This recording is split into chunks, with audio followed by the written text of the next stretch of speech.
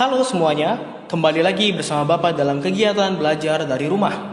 Hari ini kita akan belajar muatan pelajaran matematika mengenai cara menyajikan data dalam diagram gambar. Baik, tanpa menunggu lama lagi, mari kita mulai. Di antara kalian mungkin ini pertama kalinya kalian mendengar istilah diagram gambar ya. Nah, diagram gambar atau piktogram sebutannya ya. Ini adalah cara menyajikan sebuah data dengan menggunakan simbol atau gambar sederhana seperti ini. Kalau kemarin kan kita sudah belajar bagaimana cara menyajikan data dalam tabel frekuensi ya. Nah, kalau diagram gambar menggunakan simbol atau gambar sederhana seperti ini. Nah, di depan kalian sekarang ada contoh dari piktogram ya. Di sini kalian bisa lihat ada piktogram hasil panen jagung bulan Januari hingga Mei. Lalu di sini ada piktogramnya itu sendiri, ada diagramnya sendiri. Lalu ada keterangannya. Di bawah ini satu simbol mewakili 300 kuintal. Satu bintang mewakili 300 kuintal. Nah, ini adalah bagian-bagian dari piktogram atau diagram gambar ya. Ada judul agar tahu isi datanya ini mengenai apa. Lalu ada diagramnya, lalu ada keterangannya. Nah, lalu bagaimana cara membaca piktogram, cara membaca diagram gambar ini? Nah, ini kan bulan Januari ada 3 bintang. Apakah jumlahnya 3 hasil panennya? Tidak ya.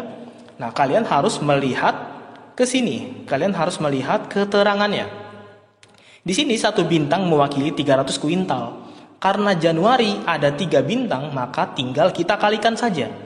3 dikali 300 sama dengan 900 kuintal. Berarti hasil bulan Januari sebenarnya adalah 900 kuintal. Begitu ya, mudah ya, tinggal dikalikan saja. Lalu bagaimana dengan bulan Maret? Bulan Maret itu ada gambar yang setengah. Sama saja ya. Tinggal kita kalikan 2,5. 2,5 itu kan kalau kita tulis jadinya 2,5 ya. 2,5 dikali 300 sama dengan 750 kuintal. Begitu juga dengan bulan-bulan lainnya ya. Tinggal dikalikan. Seperti itu. Itu cara membaca piktogram. Jelas ya, mudah ya.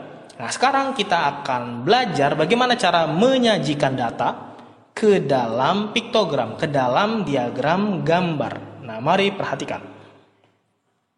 Nah, di sini kalian bisa lihat ya, yang Bapak tunjuk ini ada data yang belum diolah. Nah, di sini kalian bisa baca berikut data jumlah pengunjung perpustakaan bulan Januari hingga Mei. Di sini ada keterangan bulannya, di sini ada keterangan jumlah orangnya. Nah, mari kita olah, kita sajikan data ini ke dalam diagram gambar, ke dalam piktogram.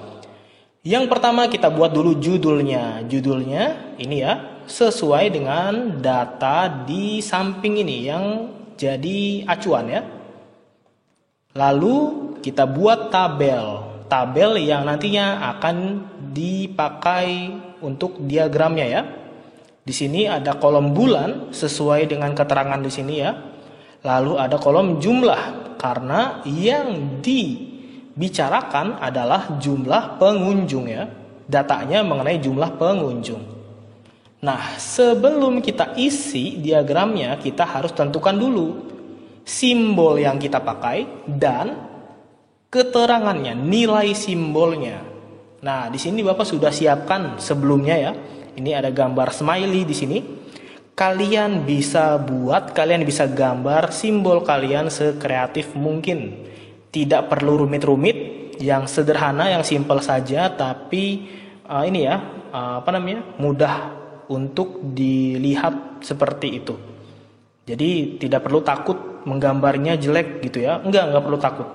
Tidak dilihat gambarnya tetapi dilihat diagram keseluruhannya. Oke, kita kembali lagi ya. Di sini simbolnya sudah ditentukan, tinggal menentukan nilai simbolnya ya. Satu simbol mewakili berapa jumlah. Nah, apakah kita bisa tulis asal-asalan di sini jumlahnya? Tidak ya. Nanti diagramnya jadi tidak tepat ya. Nah, bagaimana cara menentukannya? Kita lihat ke sini. Di sini kan ada keterangan jumlah orangnya ya. Nah, untuk menentukan nilai di sini, kita harus cari satu angka yang dapat membagi kelima bilangan ini. 200, 300, 250, 400, dan 300. Nah, angkanya ini harus angka yang paling tinggi. Ada banyak angka yang bisa membagi kelima bilangan ini, tapi kita harus pilih yang paling tinggi. Nah, angka berapakah itu? Apakah angka 2? Apakah masih ada lagi angka yang lebih tinggi dibanding angka 2 yang bisa membagi 5 bilangan ini? 10 juga bisa ya, tapi masih ada lagi yang lebih tinggi, yaitu angka 50. Nah, 50 bisa ya, 200 dibagi 50 bisa, 300 juga bisa, sampai 300 yang di bawah juga bisa ya. Atau cara lainnya yang juga tidak kalah sederhana, kalian bisa mencari FPB dari angka-angka yang ada di dalam data tadi ya, 200, 300, 250, dan 400. Bapak tidak akan menjelaskan dari awal cara mencari FPB karena ini sudah dijelaskan, sudah diajarkan di tingkatan sebelumnya ya. Nah, dalam mencari FPB kalian tinggal angka yang ingin dicari dengan bilangan prima ya, hingga tidak bisa dibagi lagi dengan bilangan prima. Lalu pembaginya kalau sudah dapat, ini kan 4, 6, 5, 8 tidak bisa dibagi lagi ya. Tinggal dikalikan, maka didapatkan 50. Sama seperti angka yang tadi kita tentukan ya. Ya, untuk kalian yang lupa bagaimana cara mencari FPB, kalian bisa lihat di deskripsi video ini ya. Bapak berikan link menuju video yang membahas bagaimana cara mencari FPB. Jadi kita tulis di sini satu simbol mewakili 50 orang. Begitu ya. Jadi kalian tentukan dulu nilai simbolnya. Pak, kalau misalnya 10 memang kenapa? Apakah tidak boleh? Sebenarnya boleh-boleh saja ya. Tetapi nanti jumlah simbolnya akan banyak di sini nanti. Nah, ini Bapak jelasin dulu ya. Kita akan menggambar simbol sesuai dengan jumlah di sini ya. Caranya adalah dengan membagi jumlah orang di sini dengan keterangan yang tadi sudah kita tentukan. 200 dibagi 50 sama dengan 4. Berarti simbolnya kita buat 4 buah ya. Maaf. 4. Kita buat 4. Bapak sudah bikin ya. Nah, 300 dibagi 50 sama dengan 6 simbol. 250 5 simbol. 400 dibagi 50 8 simbol. 300 sama dengan Februari ya, 6 simbol. Nah, kalau di sini kalian buat angka yang lebih kecil, 10 misalnya. 10 kan bisa ya membagi semua ini. Misalnya di sini 10. Nah, berarti kan ini simbolnya harus diubah lagi ya. 200 dibagi 10 itu sama dengan 20. Berarti Januari simbolnya harus ada sebanyak 20 simbol. Kan kebanyakan ya. Nah, maka dari itu kita cari angka yang paling tinggi supaya kita nulis simbolnya tidak kebanyakan, tidak rumit ya.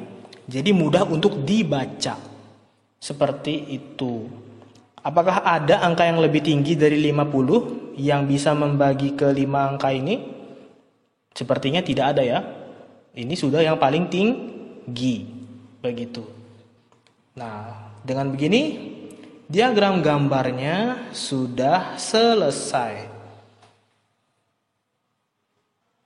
Sekian penjelasan dari Bapak. Jika ada yang kurang jelas, jangan ragu untuk tanyakan ke Bapak atau ke Bu Gebi sesuai dengan kelasnya masing-masing ya. Sampai ketemu lagi di kesempatan selanjutnya.